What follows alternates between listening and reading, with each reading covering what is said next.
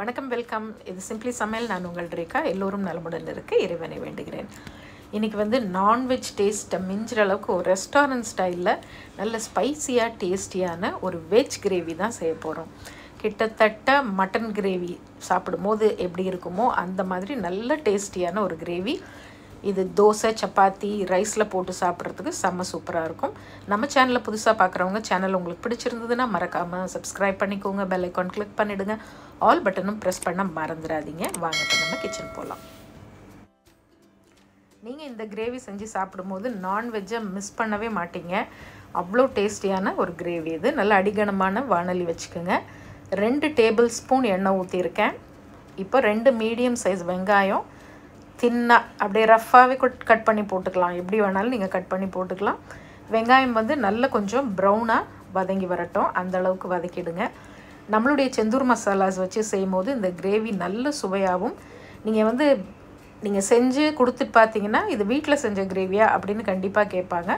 அவ்வளோ டேஸ்டியான ஒரு ஹோட்டல் ஸ்டைல் சூப்பரான ஒரு கிரேவியாக இது இருக்கும். நல்ல வெங்காயம் நல்ல இந்த அளவுக்கு ப்ரௌனாக வதங்கினதுக்கு அப்புறமா 1 டீஸ்பூன் இஞ்சி பூண்டு பேஸ்ட் சேர்த்துக்கலாம்.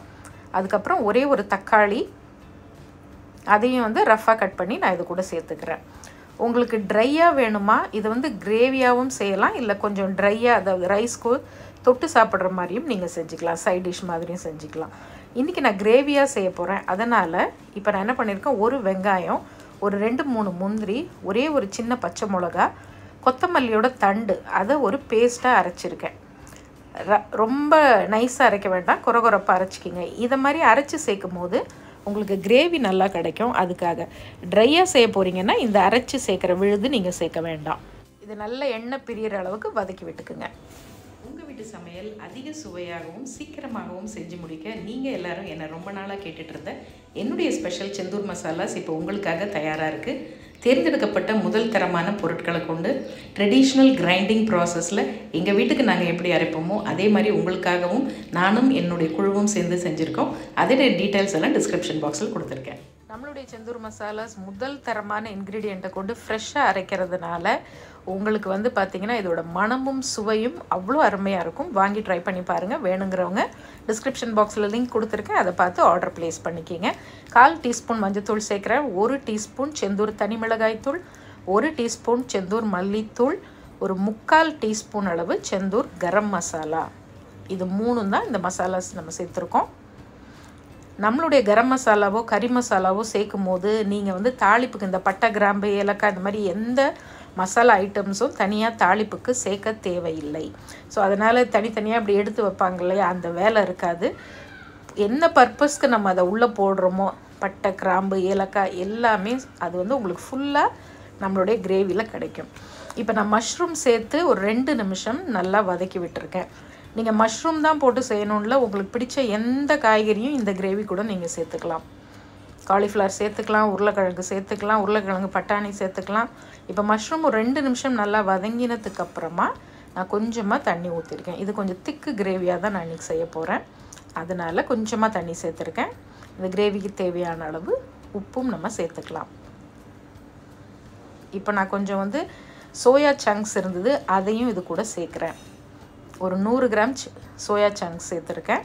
நீங்கள் தான் சொன்ன காலிஃப்ளவர் பட்டாணி, உருளைக்கிழங்கு பட்டாணி, உருளைக்கிழங்கு கேரட் பட்டாணி, இல்லை வெறும் சோயா, இப்படி எது வேணாலும் நீங்கள் ஆல்டர் பண்ணி நீங்கள் சேர்த்துக்கலாம். இந்த கிரேவியில் பன்னீர் சேர்த்து செஞ்சிங்கனாலும் ரொம்ப நல்லாயிருக்கும். இப்போ மீடியம் ஃப்ளேமில் 10 நிமிஷம், மீடியம் ஃப்ளேம் கூட இல்லை, சிம்மரில் 10 நிமிஷம் மூடி வச்சுருக்கேன். அப்படியே கிரேவி நல்லா சூப்பராக அப்படி ஒரு வாசனையாக இருக்கும்.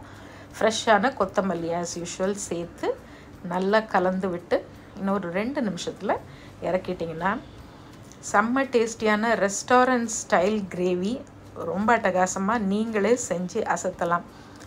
சப்பாத்திக்கு சூப்பராக இருக்கும், நெய் சாதத்துக்கு சூப்பராக இருக்கும், தோசைக்கு செம்மையாக இருக்கும். நீங்கள் எது கூட செஞ்சு சாப்பிட்டீங்கன்னு மறக்காமல் சொல்லுங்கள். லஞ்ச் பாக்ஸ்க்கு இது ஒரு சப்பாத்தி செஞ்சு இந்த கிரேவி கூட ஒரு சாலட் வச்சு அனுப்பிச்சிட்டிங்கன்னா சும்மா ஜம்முன்னு சாப்பிட்ருவாங்க. குழந்தைங்களும் ரொம்ப என்ஜாய் பண்ணுவாங்க. நம்மளுடைய செந்தூர் மசாலாஸ் வச்சு செய்யலாம், இல்லை நீங்கள் உங்கள் வீட்டில் அரைச்சி மசாலாஸ் வச்சுருந்தாலும் அதையும் யூஸ் பண்ணிக்கிங்க. நிறைய பேர் நம்மளுடைய மசாலாஸ்க்கு நல்ல ஆதரவு கொடுத்துட்ருக்கீங்க. மேலே மேலே இன்னமும் உங்களுக்கு நாங்கள் பெஸ்ட்டான ப்ராடக்ட்ஸ் தான் எப்போவும் கொடுப்போன்னு சொல்லிக்க கடமைப்பட்டிருக்கேன். அவ்வளோ அன்பு, அவ்வளோ உண்மையிலே நெகிழ்ந்து போகிற அளவுக்கு இருக்குது. எனக்கு ரொம்ப சந்தோஷம். உண்மையிலே எனக்கும் சரி என் கூட சேர்ந்து செய்கிற எல்லாருக்கும் இது ஒரு மிகப்பெரிய ஊக்கியாக இருக்குது. ரொம்ப ரொம்ப நன்றி. ட்ரை பண்ணி பார்த்துட்டு எப்படி இருக்குன்னு சொல்லுங்கள். இன்னொரு ஃபேன்டாஸ்டிக் ரெசிபியோட மறுபடியும் பார்ப்போம். இது சிம்பிளி சமையல். நான் உங்கள் ரேகா. தேங்க்ஸ் ஃபார் வாட்சிங். Take care. பை.